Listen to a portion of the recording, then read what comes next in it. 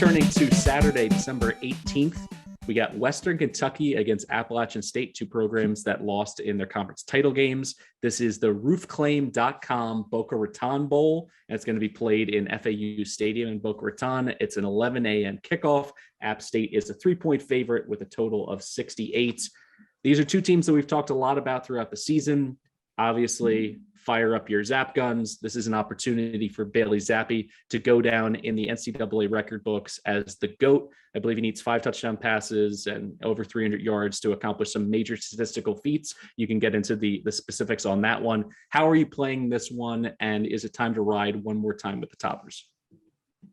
Yep, absolutely. I actually went back and forth here between taking Western Kentucky +3, which I like. And if you're betting the side or you're in a confidence pool, like I would take Western Kentucky. I think this is an outright. I would take them to win.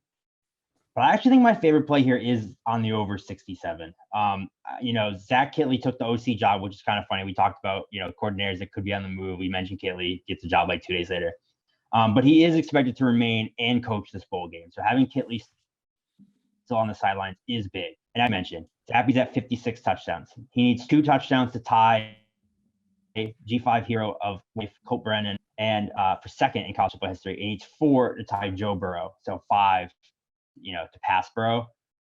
I guarantee you everyone in that stadium knows he needs 5. And no matter what the score is, they're going for 5.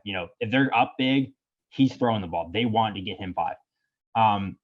Another big thing for this is Mitchell Tinsley, their second leading receiver, is in the portal, but apparently still playing in the bowl game, which I didn't even know was allowed. But the reports say he's still planning to play, even though he's in the portal. I don't know that that's legal. I think it's kind of a Michael Scott, The Office situation where just because you yell, I declare bankruptcy, doesn't mean that you're actually filing for bankruptcy. So, yeah, I think he's just giving verbal indications that he is portal headed. Well, good for him. Then maybe he's looking to show out for his new team. I guess my one concern with the over is App State's leading receiver, Corey Sutton, is not playing. He had surgery. But I think most App State success comes on the ground. Cameron Peoples, Nate Newell, I think they're going to run all over this Western Kentucky defense. We saw Sincere McCormick do it last week. Western Kentucky's 98th in rush success, 88th in line yards on defense. And the other thing I like about this game is, Chase Bryce is very boom or bust. He either, he'll throw touchdowns, but he'll also throw picks. And his Western Kentucky defense is very good at turning the ball over.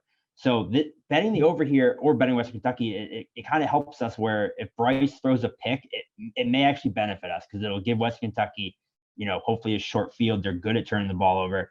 App State defense is very good against the run. They're elite against the run. They're good against the pass too, but they're way better against the run. And it's just, Zappy can throw on anyone. Zappy could throw on the 85 Bears. So I'm not exactly worried about the App State defense as much. So I like the over. I think 67, you're getting kind of a discount on the Zappy number usually because App State's defense is so good. So yeah, I'll take the shot. Like I said, I think they run it up to try to get that 5 touchdown game for Zap Dog.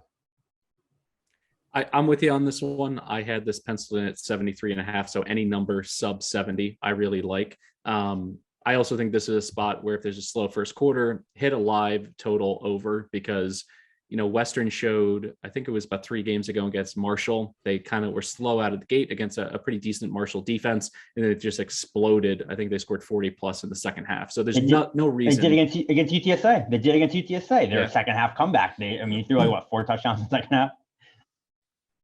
Yeah, so just go ahead and mark that down. Somebody keep your eye on. Particularly, it's the first game of the day, so you don't have those competing interests where you're switching between games. Just kind of ride that out and see if there's some value in that live total.